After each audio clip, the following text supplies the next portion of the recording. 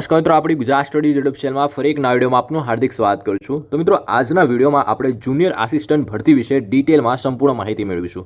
જે પણ લોકોનું ટાઈપિંગ સ્કિલ સારું હોય ને મિત્રો, એ લોકોએ આંખ બંધ કરીને આનું ફોર્મ ભરી જ દેવું જોઈએ. કેમ કે આમાં ટાઈપિંગ સ્કિલ ઉપર જ 70 થી 80% સિલેક્શન રહેલું છે. ઓકે, બાકી આગળ સિલેક્શન પ્રોસેસ શું છે, કેવી રીતે લેવાનું છે, બધું જ વાત કરવાની છે. આ જે ભરતી છે મિત્રો, 10 પાસ હોય, 12 પાસ હોય, ગ્રેજ્યુએટ હોય, દરેક મિત્રો આ વિડીયો જોઈ શકે. એમના માટે લાયકાત આ જુનિયર આસિસ્ટન્ટ સિવાય પણ બીજી ઘણી બધી વેકેન્સી આવેલી છે, પરંતુ એમાંથી one of favourite junior office આસિસ્ટન્ટની પોસ્ટ મને લાગી. સેલેરી એમાં સારી સેલેરી છે, બાકી બધામાં ઠીકઠાક સેલેરી છે. તો બીજી પણ વેકેન્સી વિશે આગળ ડિટેલમાં જોઈશું. પ્લીઝ વિડીયોને લાસ્ટ સુધી સ્કીપ કર્યા આગળ જોજો. એન્ડ બીજું મિત્રો તમને જણાવી દઉં કે આપણી ચેનલ પર નવા હોય અને સબસ્ક્રાઇબ કરવાનું બાકી હોય તો સબસ્ક્રાઇબ કરી રાખજો. આપણી ચેનલ પર આવા જ પ્રકારના રેગ્યુલર સરકારી ભરતીના અપડેટ તમને જોવા મળતા રહેશે. વધુ ડાયવર્સ કર્યા આગળ વિડીયોને આગળ સ્ટાર્ટ કરીએ. હવે મિત્રો, અહીંયા સ્ક્રીન ઉપર તમે જોઈ શકો કે આ જે ભરતી આવેલી છે એનું આ ડિટેલ એડવર્ટાઇઝ નોટિફિકેશન છે. અહીંયા તમે જોઈ શકો કયું ડિપાર્ટમેન્ટ છે, તો government of India ministry of ડિફેન્સમાં આ વેકેન્સી આવેલી છે. તો ડિપાર્ટમેન્ટ પણ બહુ જબરજસ્ત ડિપાર્ટમેન્ટ છે ડિફેન્સમાં. ઓકે, હવે અહીંયા તમે જોઈ શકો કે કઈ પોસ્ટ છે. જેમ કે અહીંયા તમે જોઈ શકો વિવિધ કેટેગરી વાઇઝ વેકેન્સી આપેલી છે કે કઈ પોસ્ટ છે, એમાં કેટલી કેટેગરી પ્રમાણે વેકેન્સી છે. અહીંયા સેલેરી તમે જોઈ શકો છો. ઓકે, એક છે મટીરિયલ આસિસ્ટન્ટ છે, પછી જુનિયર ઓફિસ આસિસ્ટન્ટ છે, પછી સિવિલ મોટર ડ્રાઈવર છે, પછી ટેલે ઓપરેટર ગ્રેડ 2ની વેકેન્સી છે, ફાયરમેનની વેકેન્સી છે, કાર્પેન્ટર છે, પછી અહીંયા તમે જોઈ શકો છો જે લોકોએ પેઇન્ટર છે, MTS છે. ઓકે, 10 પાસ ઉપર. પછી બીજી છે ટ્રેડ્સમેન માટેની. ઓકે, તો એ પણ વેકેન્સી છે. તો આપણે જોઈશું કે આપણે ગુજરાતમાં ખાસ કરીને કઈ કઈ વેકેન્સી છે અને આમાં સ્ટેટ વાઇઝ વેકેન્સી ડિવાઈડ કરેલી છે, તો એ પણ આપણે જોવાના છે. તો અહીંયા તમે જોઈજો કે આપણા માટે 2 પોસ્ટ છે એ આપણા ગુજરાતમાં અહીંયા તમને જોવા મળશે. એક જુનિયર ઓફિસ આસિસ્ટન્ટ અને બીજી એક વેકેન્સી છે મિત્રો, એ છે ટ્રેડ્સમેન. ઓકે, અને સૌથી હાઈએસ્ટ વેકેન્સી કેટેગરી વાઇઝ પણ તમે વેકેન્સી જોઈ શકો છો.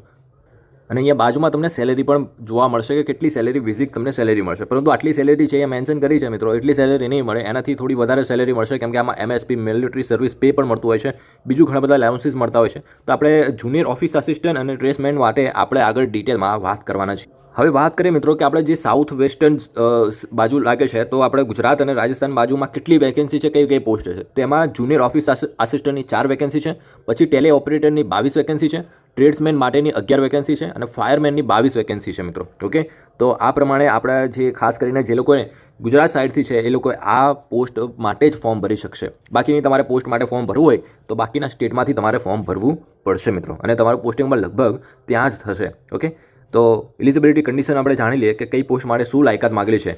તો મટીરિયલ આસિસ્ટન્ટ માટે તમે જોઈ શકો છો ગ્રેજ્યુએશન માગેલું છે, બીજું પણ એની સાથે ઘણા બધા તમે જોઈ શકો. ઓકે, આપણે જુનિયર ઓફિસ આસિસ્ટન્ટની વાત કરીએ, એમાં કોણ ફોર્મ ભરી શકશે, તો અહીંયા તમે જોઈ શકો 12 પાસ હોય એ કેન્ડિડેટ આનું ફોર્મ ભરી શકશે. ઓકે, કોઈ પણ 12 પાસ આનું ફોર્મ ભરી શકશે જુનિયર ઓફિસ આસિસ્ટન્ટ માટે, અને 18 થી 25 વર્ષની ઉંમર સુધી. અને બીજું ખાસ કરીને તમને જે કેટેગરી પ્રમાણે 5 વર્ષની ઉંમરમાં છૂટછાટ મળતી હોય છે, 5 વર્ષ 3 વર્ષ કેટેગરી પ્રમાણે એ ઉંમરમાં છૂટછાટ મળી રહેશે.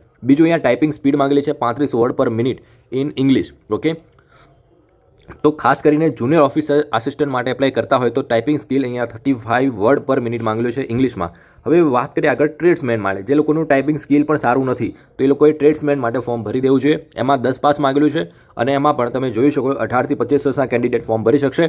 ઉંમરમાં આમાં પણ છૂટછાટ તમને મળી રહેશે. હવે આગળ જોઈએ કે સિલેક્શન પ્રોસેસ શું છે બંને પોસ્ટ માટે. હવે અહીંયા તમે જોઈ શકો દરેક પોસ્ટ આપેલી છે અને એમાં કઈ રીતનું સિલેક્શન પ્રોસેસ થવાનું છે. તો આપણે જુનિયર ઓફિસ આસિસ્ટન્ટની વાત કરીએ તો એમાં સૌથી પહેલાં ટાઈપિંગ પ્રોફિશિયન્સી ટેસ્ટ લેવામાં આવશે. અહીંયા તમે જોઈ શકો સ્ટેજ 1 ક્વોલિફાઈંગ નીચે રહેશે. આના માર્ક્સ તમારા ફાઇનલ મેરિટમાં એડ નહીં થાય. ઓકે, તો પહેલાં તમારું ટાઈપિંગ ટેસ્ટ લેવામાં આવશે. જેનું ટાઈપિંગ સારું હશે એ કેન્ડિડેટ આમાં સ્ટેજ 2 માટે ક્વોલિફાય થઈ જશે, અને સ્ટેજ 2માં તમારી રિટન એક્ઝામ લેવાશે. ઓકે, રિટન એક્ઝામ શું હશે, કેવી રીતે રહેશે એ આગળ જોઈએ. પછી જે લોકો માની લો કે આમાં ઇન્ટરેસ્ટ નથી અને ટ્રેડ્સમેન માટે ફોર્મ ભરવા માંગે છે, તો ટ્રેડ્સમેન માટે પણ ફોર્મ ભરી શકો છો. એમાં સ્ટેજ 1 ક્વોલિફાઈંગ રહેશે, એટલે કે આના માર્ક્સ તમારા ફાઇનલ મેરિટમાં કાઉન્ટ નહીં કરવામાં આવે. હવે જે લોકો ફિઝિકલ, એમાં સૌથી પહેલાં તમારું ફિઝિકલ લેવામાં આવશે ટ્રેડ્સમેન માટે. ફિઝિકલ શું છે, 1500 મીટર રનિંગ છે, 6 મિનિટમાં તમારે પૂરું કરવાનું છે.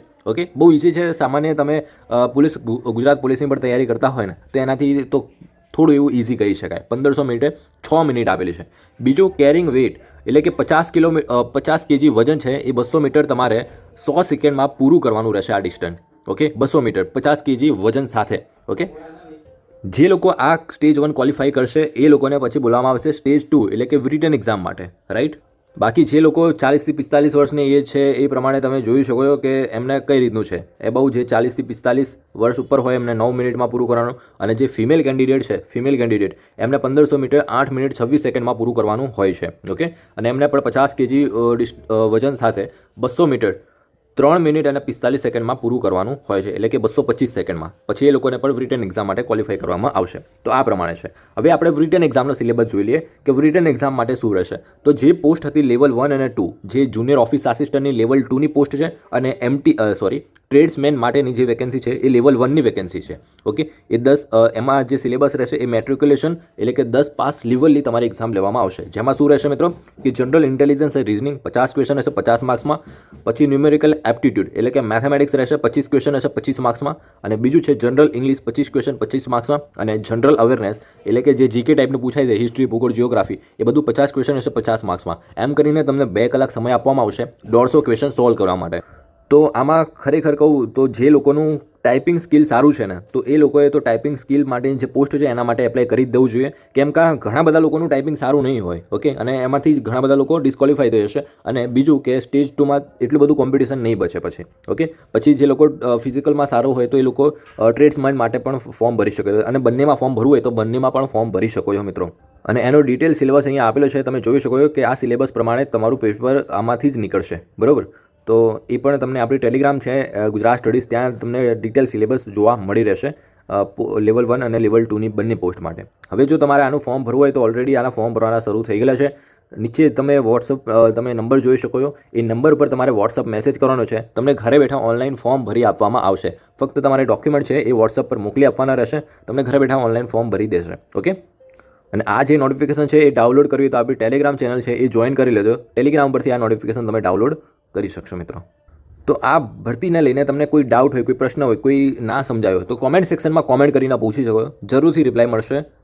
તો મળે ને મિત્રો આ નેક્સ્ટ વિડીયોમાં. આજ આ વિડીયો પૂરતું આટલું જ.